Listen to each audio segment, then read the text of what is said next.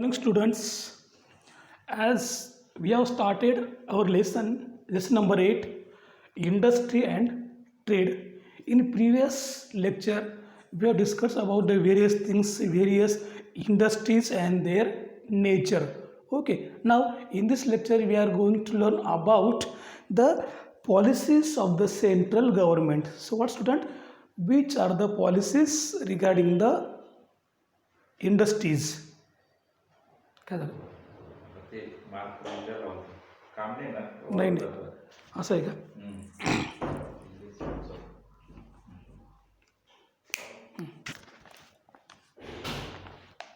So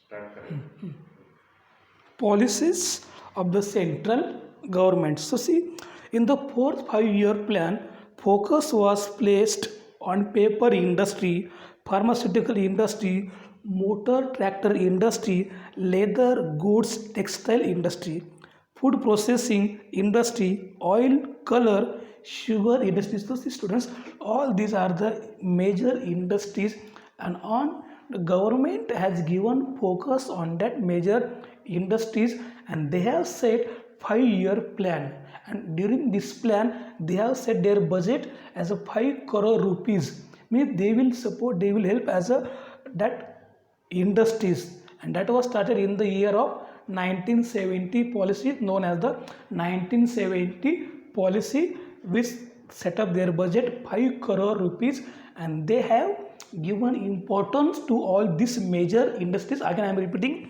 that: paper industry, motor tractor, leather goods textile, food processing, oil, color, sugar and pharmaceutical industry. So all these are the major industries. Okay, now according to the industrial licensing policy of 1970, all those factories requiring an investment more than 5 crore rupees, so their budget, their investment of that industry is more than 5 crore. See, and to be included as heavy industries, and they all known as the heavy industry. As you know, two categories: the small scale industry and the large scale industry. So we can consider all these are the large scale industry, and their budget is more than 5 crore.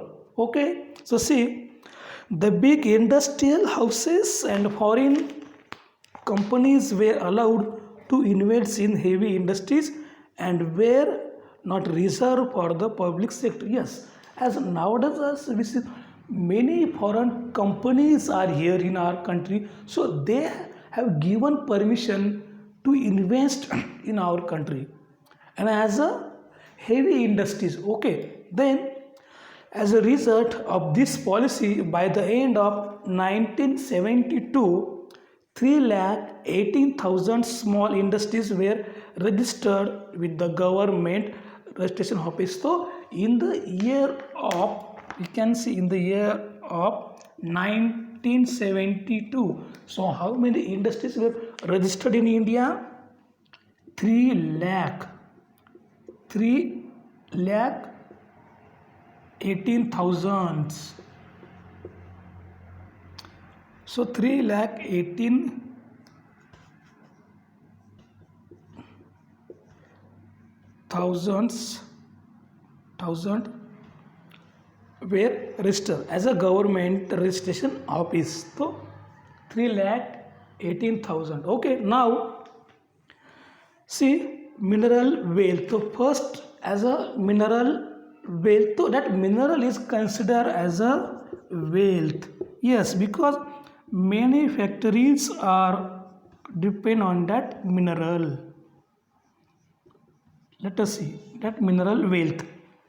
The availability of the minerals, iron and coal plays an important role, or the major role, in the industrial development so of the country. So for the betterment, for the development of country, that iron and other minerals plays very important role, and we have adequate stores of iron, manganese, coal and mineral oil in our country. So students, in our country we have plenty number of storage of iron and manganese and other coal minerals and oil also. So in this way we are rich in mineral. Second, forest resources. So which are the forest resources? So see, government has reserved some forest for the industries based on forest. So what government had decided, they have reserved some forest industries on the basis of forest.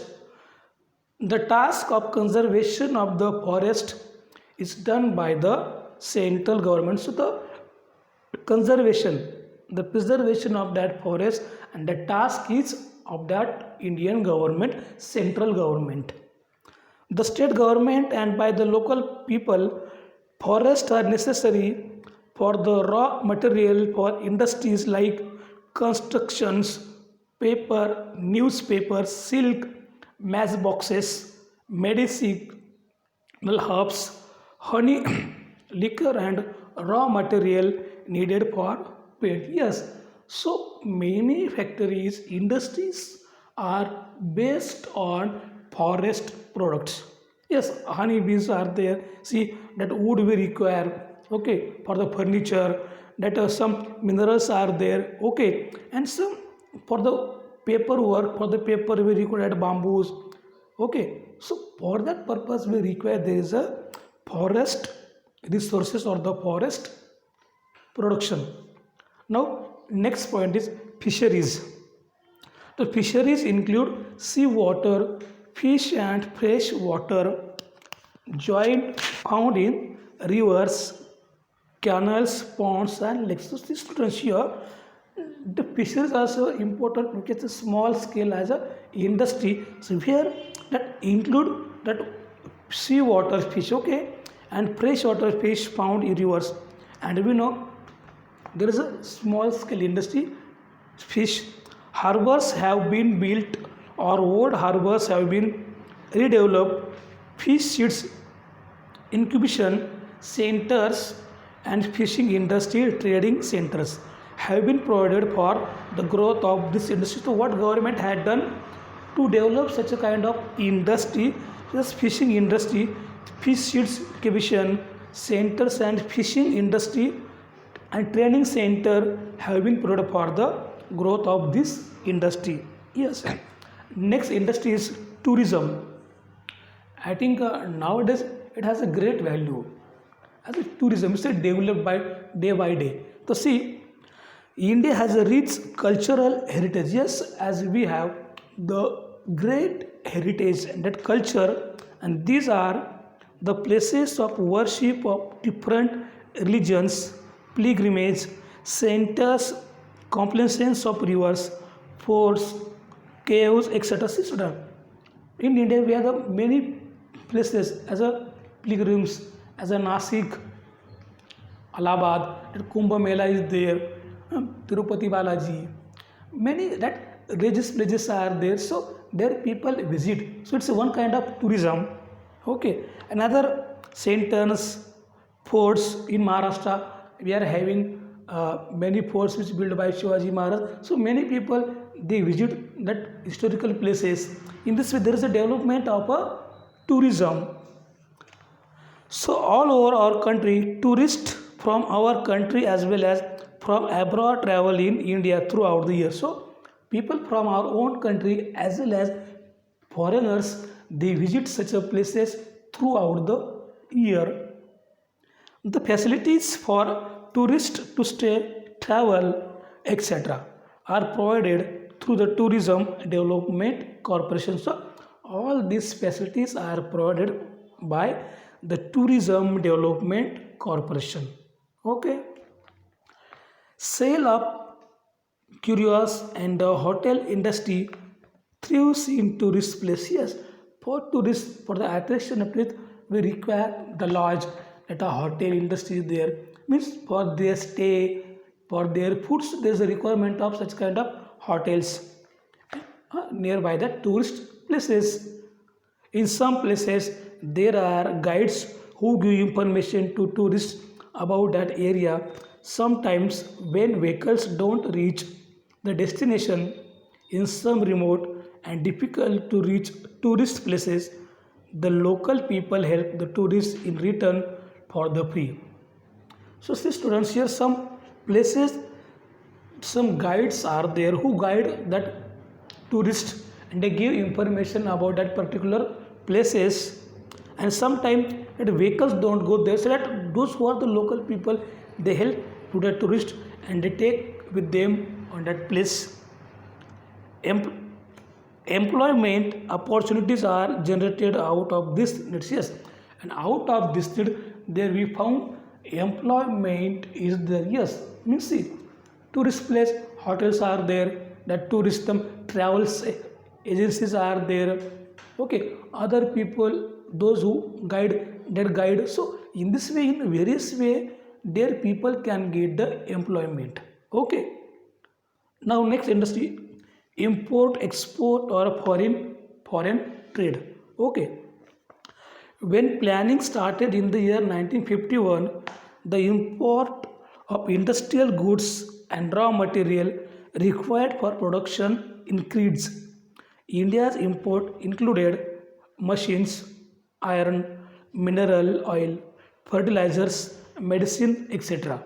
So what happened, when that planning started in the year of 1951, the import of industrial goods and raw material required for production increase. So that raw material is increased for what purpose? It's a great demand for the production. India's imports included what it including India's important as a machines, iron, mineral oil, and fertilizers and medicines, okay.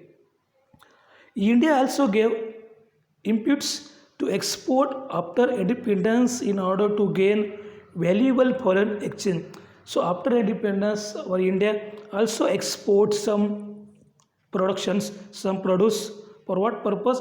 To get the foreign currency, to get the foreign exchange.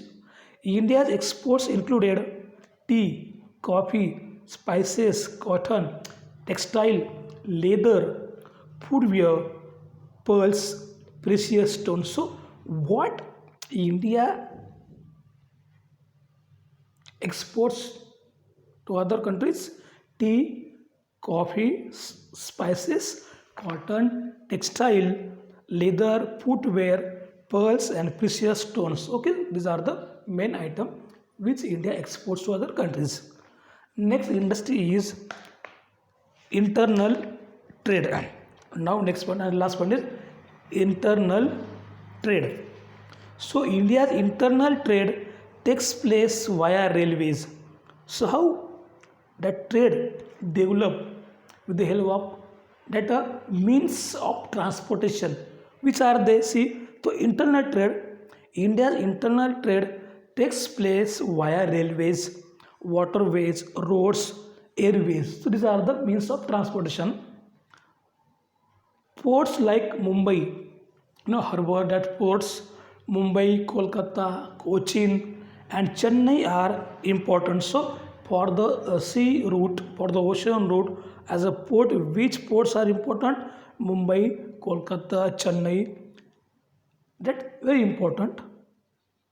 Commodities like coal, cotton textiles, rice, wheat, raw jute, iron, steel, oil seeds, salt, sugar, etc. are included in internal trade.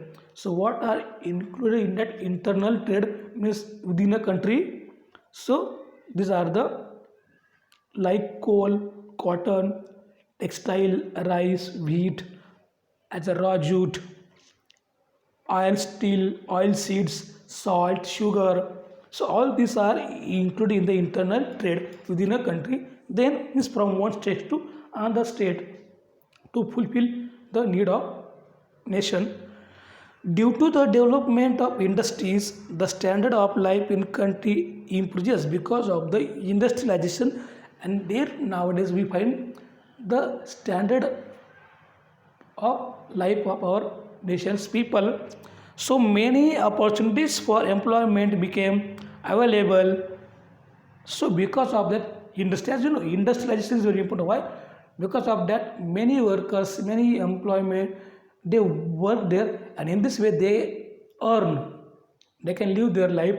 So, with the help of this industrialization industry, there that people can get the work there as a opportunities for the employment become available, and on the whole it helps in the progress of the country. Yes, definitely many people from the village they go to city for what purpose?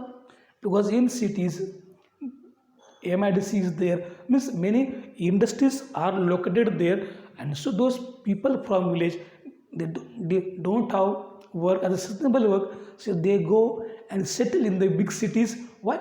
Because of only the industry. So in this way, because of industry, people can get the employment. So in the so on the whole it helps in the progress of the country. Yes, means we are not depend on other. If everything is produced manufactured in our country, so definitely we will develop, and the way to get such a kind of employment is very easy because of only the industry. So students, in this way we learned about the industry and trade. So I hope you have understood it. Now today's lesson is over. Okay, thank you.